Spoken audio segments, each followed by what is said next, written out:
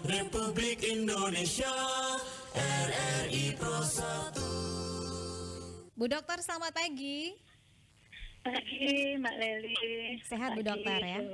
Sehat Kak. Oke. Semangat. Semangat ya. Ini ya banyak sekali hal yang dilakukan persiapan 1 Juni ya, jelang 1 Juni hari lahir Pancasila begitu Bu Dokter ya? Benar.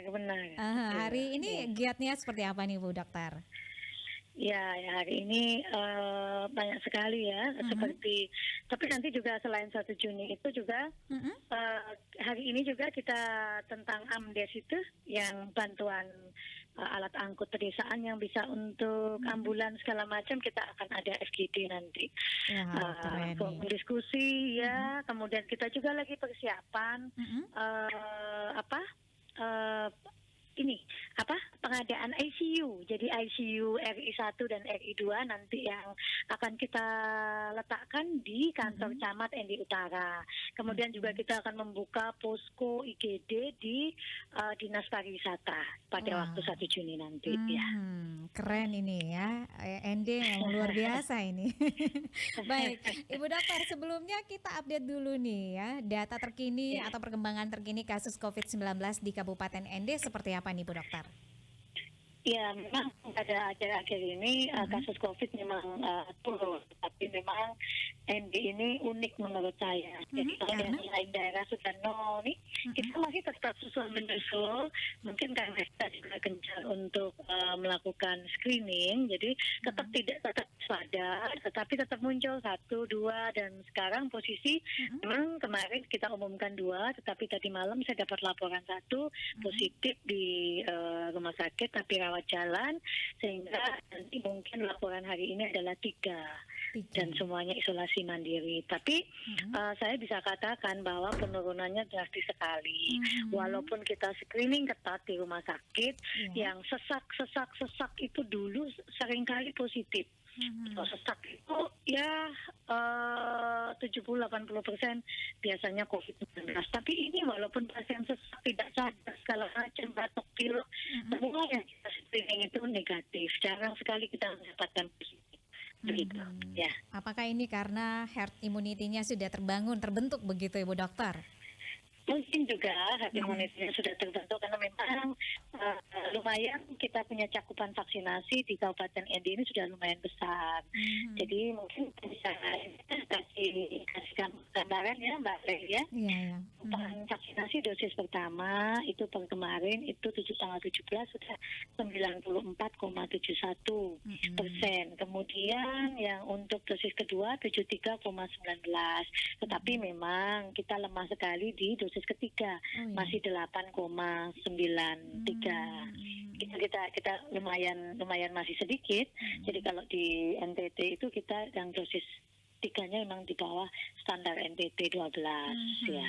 Oke. Ini kenapa nih alasannya ini Bu Dokter? Apakah memang stok vaksinnya ini yang menjadi kendala kita begitu Ibu Dokter, ataukah seperti apa?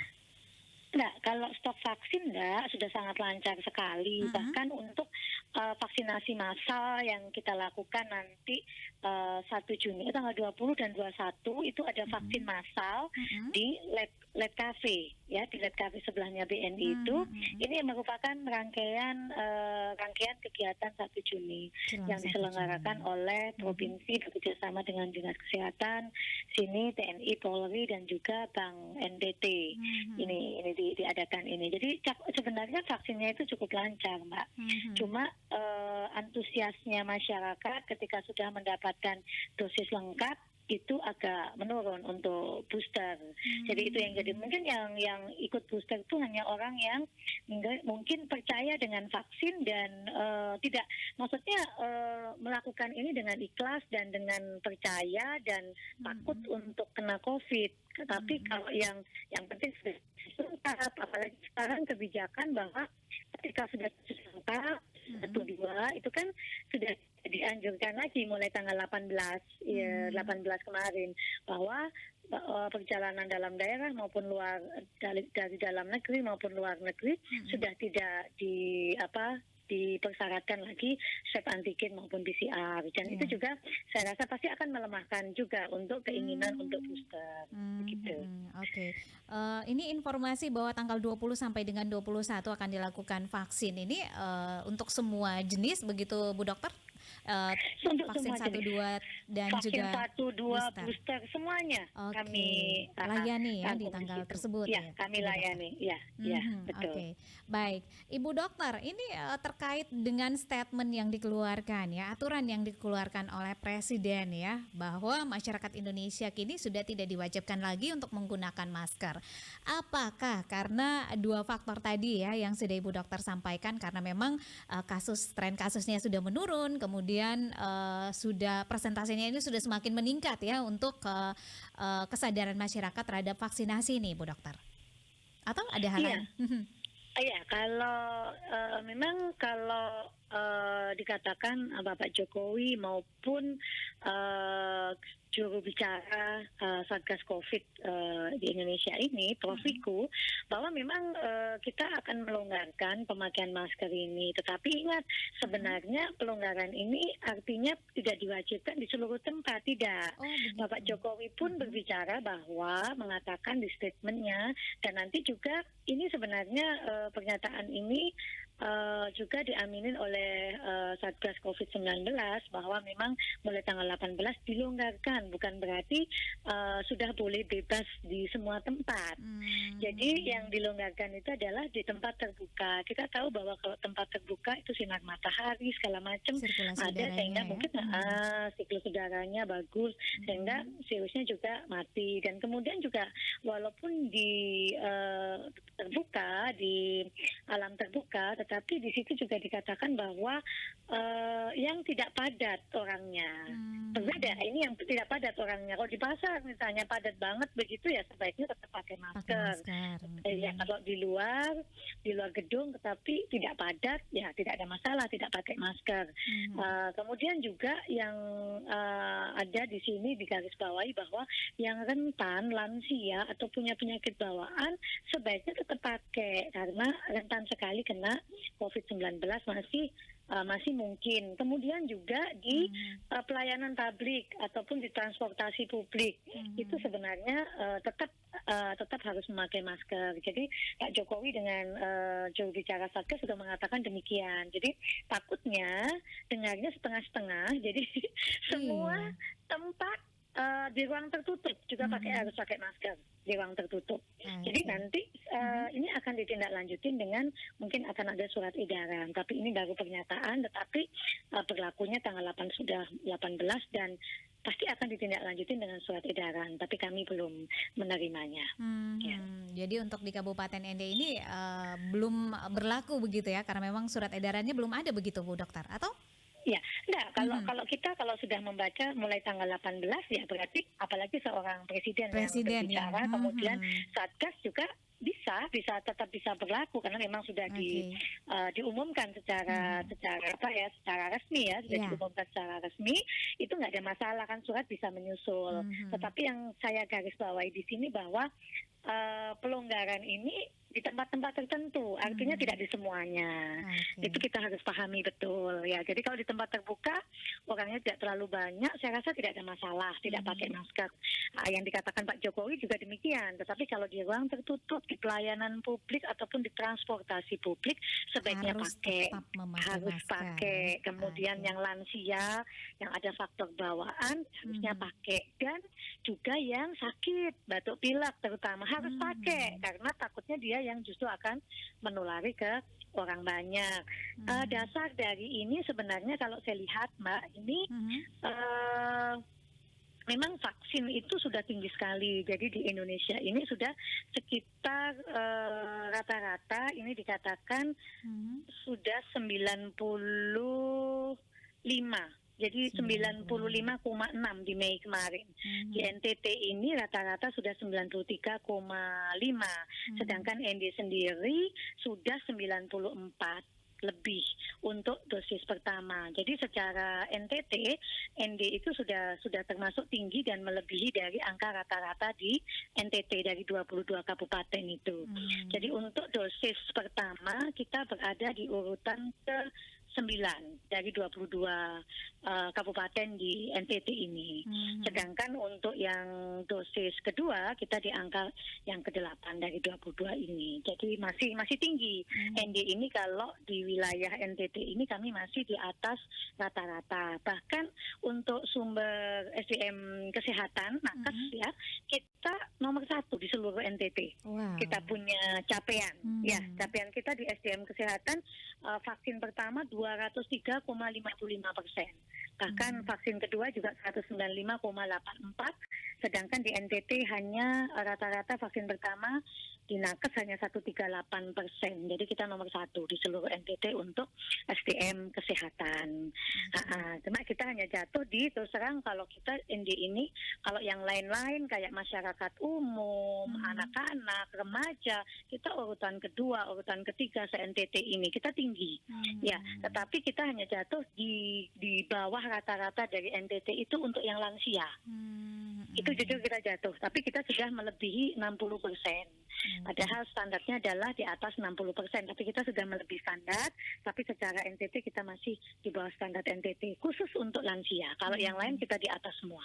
Oke deh, luar biasa ya, profisiat nih untuk Ibu Dokter dan juga teman-teman di Dinkes ya, untuk kerja cerdas, kerja kerasnya ya, sehingga ND ini boleh mencapai target begitu ya, bahkan melebihi target yang ada.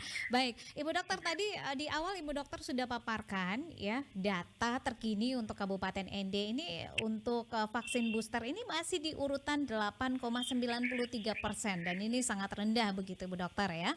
Nah, salah satu faktor yang mempengaruhi ini adalah karena mungkin ada pelonggaran-pelonggaran aturan ya, termasuk aturan perjalanan ya, perjalanan untuk di Indonesia ini. Termasuk di Kabupaten ND ini. Nah, kemudian apa solusi yang sudah dilakukan oleh teman-teman di Dinas Kesehatan begitu, Ibu Dokter dan juga teman-teman agar bisa ini ya, kita bisa mencapai target ini untuk vaksin boosternya ini. Apalagi jelang peringatan Hari Lahir Pancasila ini, kabarnya RI 1 akan hadir di ND begitu, Ibu Dokter. Silakan, Bu Dokter.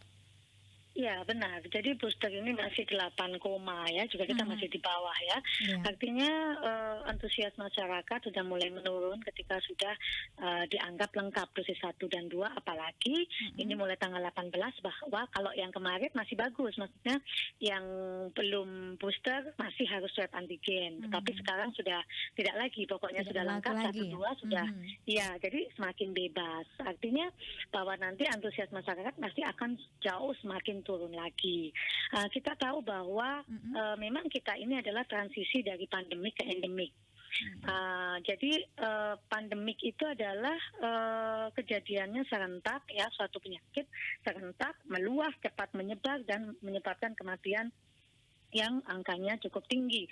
Tetapi kalau endemik ini adalah sebenarnya nanti adalah penyakit yang terjadi pada geografis tertentu, pada masa tertentu, dan tidak menimbulkan kematian yang begitu tinggi. Itu seperti malaria, demam berdarah, itu sudah tidak pandemik. Tetapi saat ini WHO belum mencabut. Nanti yang mencabut adalah WHO.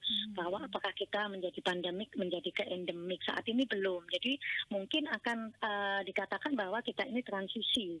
Kenapa kita katakan transisi mau ke endemik? Karena memang kejadiannya turun, dalam hal ini ada positif rate-nya, jadi tingkat positifnya itu juga menurun terus, kemudian tingkat kematian juga sudah sangat menurun. Bahkan kemarin pada waktu kami rapat dengan ketika survei yang kedua dengan BPIP maupun dengan Setwil Press, itu dikatakan bahwa nanti Pak Jokowi menginginkan bahwa konsepnya adalah sudah endemik, artinya pasukannya juga sudah lengkap, bukan yang pandemik yang pasukannya sedikit segala macam, tidak.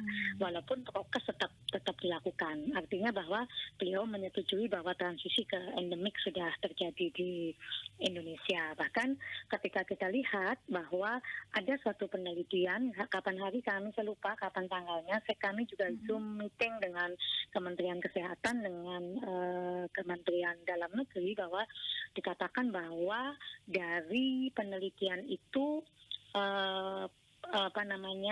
orang-orang di Indonesia ini bahwa 90 lebih, bahkan saya lupa angkanya tepatnya, yang jelas di atas 90 itu sudah memiliki kekebalan terhadap COVID-19. Itu juga merupakan hal yang capaian yang sangat bagus di Indonesia ini, sehingga akan moga-moga secepatnya akan menjadi endemik. Kemudian untuk strategi booster ini memang kami lumayan sulit ketika ada pelonggaran dan tetap ketidakmengertian dari atau ketidakpedulian masyarakat untuk vaksin ini. Jadi adanya berita hoax bahwa vaksin menyebabkan hepatitis akut, bisa menyebabkan penyakit, bahkan itu adalah suatu bisnis segala macam, itu juga melemahkan sekali antusias masyarakat. Tetapi apapun itu, kami di Dinas Kesehatan dalam hal ini kami sangat dibantu oleh Polri dan TNI, itu terus gencar, Mbak. Jadi kami tidak bosan-bosannya untuk tetap menghimbau, tetap meng-KIE, mengedukasi masyarakat tentang pentingnya booster ini. Dan kami membuka posko-posko. Posko kami tetap banyak di rumah sakit itu non-stop juga sampai jam sore ya, sampai sore. Itu juga semuanya kami terima asal masyarakat Kabupaten ND. Jadi sekarang sudah tempat-tempat sudah banyak sekali yang Polres juga begitu, kliniknya juga non-stop, bahkan dia berpindah-pindah, door to door kami lakukan. Puskesmas juga door to door ke masyarakat, kemudian ke pasar-pasar di Pulau ND sana juga saya dengar, di pasar-pasar di Nangapenda juga sudah seluruhnya itu kami giatkan. Dan kami juga tidak meninggalkan tugas untuk yang lainnya, karena tidak hanya COVID saja yang diurus, tapi banyak imunisasi dasar dan sebagainya. Itu tetap kami lakukan di saat-saat begini, di saat menjelang juga persiapan RI 1 datang dan sebagainya, tetap kita lakukan semuanya. Tetapi yang tetap kami usahakan adalah kami tidak habis-habisnya dan tingginya kami menyelenggarakan vaksin COVID-19 ini, dan tidak ada kekurangan vaksin saat ini, dan karena vaksinnya lancar. Cuma mungkin kadang-kadang begini, Mbak, yang kadang-kadang kita bingung itu kadang-kadang Moderna misalnya. Moderna itu tiba-tiba dari provinsi habis atau sudah expired, karena seringkali kami itu mendapatkan itu expirednya itu pendek sekali. Bahkan 1 minggu lagi expired. Nah, itu kan bingung, kami juga kejar. Jujur kami juga kejar vaksin karena supaya expired ini nggak terbuang. Vaksinnya kan sayang. Ya seringkali begitu datangnya ke kami. Mungkin juga NTT mendapatkan begitu ya dari pusat. Mungkin karena transportasinya lama dan sebagainya, atau bagaimana dia terkendala dengan itu. Dan tiba-tiba expirednya banyak, kemudian Moderna juga stok di provinsi habis. Nah, kadang-kadang itu yang mau booster Moderna kadang-kadang juga harus menunggu, tapi itu pun tidak banyak kejadiannya. Gitu. Baik, Ibu Dokter, ini terakhir ya, kita masyarakat Kabupaten ND saat ini sedang sibuk-sibuknya begitu mempersiapkan datangnya event penting peringatan Hari Lahir Pancasila dan juga beberapa rentetan peristiwa yang akan terjadi ya jelang 1 Juni. Ada parade napak tilas sejarah, kemudian parade darat, laut dan juga udara, pameran ekonomi kreatif, dan pentas musik, tarian dan juga teater ini ya. Dan tentunya ini jangan sampai kita salah pengertian ini ya dari masyarakat kita yang ingin mengikuti kegiatan secara langsung. Apalagi diperkirakan orang nomor 1 Indonesia ini akan hadir ya pada peringatan tersebut. Nah, seperti apa pesan sehatnya Ibu Dokter ya dalam kaitannya dengan aturan terbaru bahwa sudah ada pelonggaran ya untuk kemudian bisa melepaskan masker dengan beberapa garis bawah tadi sudah disampaikan oleh Ibu Dokter. Mungkin bisa ditegaskan lagi nih Ibu Dokter, silakan. Iya, betul ya. Jadi menjelang RI 1 datang ini juga memang kemarin BPIP meminta Dinas Kesehatan juga harus men-screening 600 orang pasukan yang ikut dalam upacara ini 6 hari berturut-turut harus swab antigen. Artinya apa? Di sini tetap waspada, tetap walaupun dilonggarkan tapi waspada karena itu juga mengumpulkan kerumunan. Kemudian juga H-1 tapi nggak tahu apakah peraturan ini berubah atau tidak dengan statement Bapak Presiden kemarin bahwa waktu survei survei pertama itu kami juga diharuskan untuk men-swab H-1 PCR untuk yang zona 1 atau yang yang ring satunya itu harus di PCR. Tapi 6 hari berturut-turut yang ikut latihan pasukan itu semuanya harus di swab antigen setiap hari 600 orang. Itu pun juga kami sudah siapkan semuanya termasuk antigen dan nakesnya. Tetapi perlu diingat di sini nanti banyak juga yang seperti Mbak Leli katakan bahwa banyak kegiatan ikutannya, parade kebangsaan, napak tilas, pameran, bahkan yang tidak kalah serunya adalah tanggal 1 Juni malam itu ada slang dengan Club Project. Yang tentunya itu pasti yang jauh lebih banyak masanya, pasti nanti akan berkerumun, itu pasti.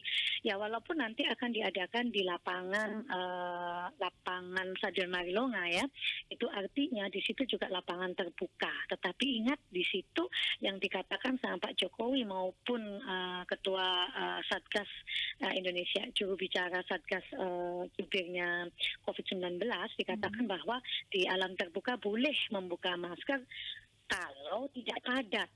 Tapi saya yakin kalau lihat konser pastilah padat. Jadi jangan lengah, kalau itu wajib pakai masker. Ya karena memang kita berdekatan dan saya tidak yakin juga apakah di antara itu tidak ada yang batuk pilek. Kan itu antusias sekali ya kita kedatangan seorang grup band yang sangat terkenal yang notabene kita euforia sekali. Bahkan jangankan masyarakat, saya sendiri pun juga dalam hati ya keinginan niat harus melihat karena itu suatu harus ikut itu saya sudah mempunyai niat yang amat besar, artinya juga paling masyarakat juga sama seperti kita dan antusias sekali, dan saya takutnya juga yang batuk pilek juga akan ikut di dalamnya dan harus memakai masker. Itu nanti akan saya usulkan untuk pemeriksaan sebelum masuk harus ada pemeriksaan kesehatan, entah itu temperatur maupun pemakaian masker. Tetapi untuk di dalam stadion itu, saya rasa memang sulit sekali untuk mengendalikan karena dengan mungkin ribuan orang, kita juga nggak tahu apakah dia melepas maskernya setelah masuk. Nah, itu yang harus digarisbawahi di sini bahwa wajib memakai masker selama konser ataupun selama acara di dalam rangkaian acara 1 Juni itu. Itu saja Mbak. Itu semua demi kita semua supaya tidak terjadi nanti lonjakan ulang lagi yang nanti di protokolnya diperketat lagi, kita makin susah nantinya. Ya. Oke. Baik Ibu Dokter, terima kasih untuk waktunya bersama RRI. Sukses untuk segala persiapannya jelang 1 Juni dan juga pada saat pelaksanaan 1 Juni ya. Sukses selalu, salam sehat, salam tangguh Ibu Dokter. Selamat pagi. Iya, pagi, salam sehat. Radio